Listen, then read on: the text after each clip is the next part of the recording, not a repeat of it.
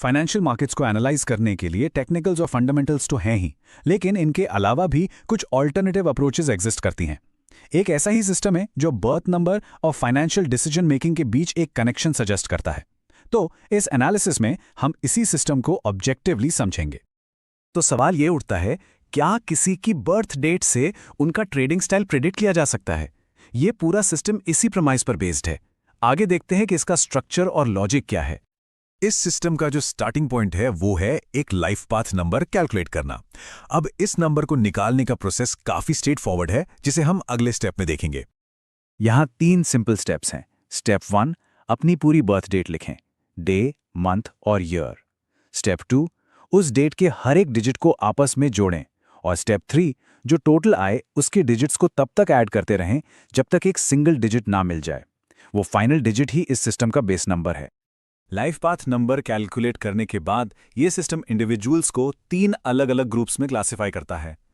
हर group को एक specific personality trait और उसके हिसाब से एक ट्रेडिंग स्टाइल के साथ जोड़ा जाता है। ये टेबल इन 3 ग्रुप्स की एक समरी है। ग्रुप 1, जिसमें नंबर्स 1, 5 और 8 आते हैं, उन्हें फास्ट डिसीजन मेकिंग से जोड़ा जाता है और उनके लिए इंट्राडे ट्रेडिंग को सूटेबल माना जाता है। ग्रुप 2 यानी 2, 6, 7 इमोशनल नेचर से लिंक्ड हैं, जिनके लिए लॉन्ग टर्म या SIP अप्रोच सजेस्ट की जाती है। और ग्रुप 3 और 9 रिसर्च बेस्ड ट्रेडिंग से। इनको अब थोड़ा डिटेल में देखते हैं। पहला ग्रुप है नंबर्स 1, 5 और 8। इस सिस्टम के अकॉर्डिंग इन लोगों में फास्ट डिसीजन मेकिंग की एक नेचुरल टेंडेंसी होती है। इसीलिए इनके लिए शॉर्ट टर्म स्टाइल्स जैसे इंट्राडे यानी सेम डे ट्रेड्स या फिर स्विंग ट्रेडिंग जो कुछ दिनों तक चलती है, कुछ ज्यादा सूटेबल माना जाता है। दूसरा ग्रुप है नंबर्स 2, 6 और 7। इन्हें एक इमोशनल नेचर से लिंक किया जाता है। तो इस केस में लॉन्ग टर्म इन्वेस्टिंग या सिस्टमैटिक इन्वेस्टमेंट प्लान्स यानी SIPs को एक बेहतर अप्रोच माना जाता है, क्योंकि ये डिसिप्लिन्ड अप्रोच मार्केट वॉलेटिलिटी के इमोशनल इंपैक्ट को कम कर सकती है। और फाइनल तीसरा ग्रुप है नंबर्स 3 और 9 का।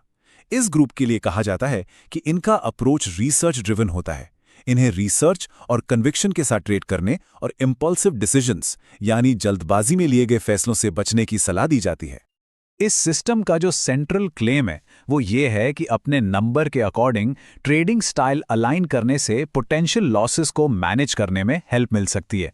यही इस पूरी मेथोडोलॉजी का कोर आइडिया है।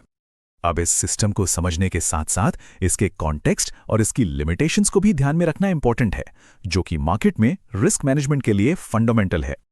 सबसे जरूरी बात यह है कि इस तरह के सिस्टम को एक गाइडेंस के तौर पर देखना चाहिए, गारंटी के तौर पर नहीं। फाइनेंशियल मार्केट्स हमेशा रिस्क के साथ आते हैं और कोई भी सिस्टम उस रिस्क को पूरी तरह एलिमिनेट नहीं कर सकता। तो आखिर में बात वही आती है कि कोई भी सिस्टम या फ्रेमवर्क यूज हो, साउंड फाइनेंशियल डिसीजन मेकिंग हमेशा पर्सनल रिसर्च, रिस्क असेसमेंट और ड्यू डिलिजेंस पर ही डिपेंड करती है। यही मार्केट में सस्टेनेबल परफॉर्मेंस का फाउंडेशन है।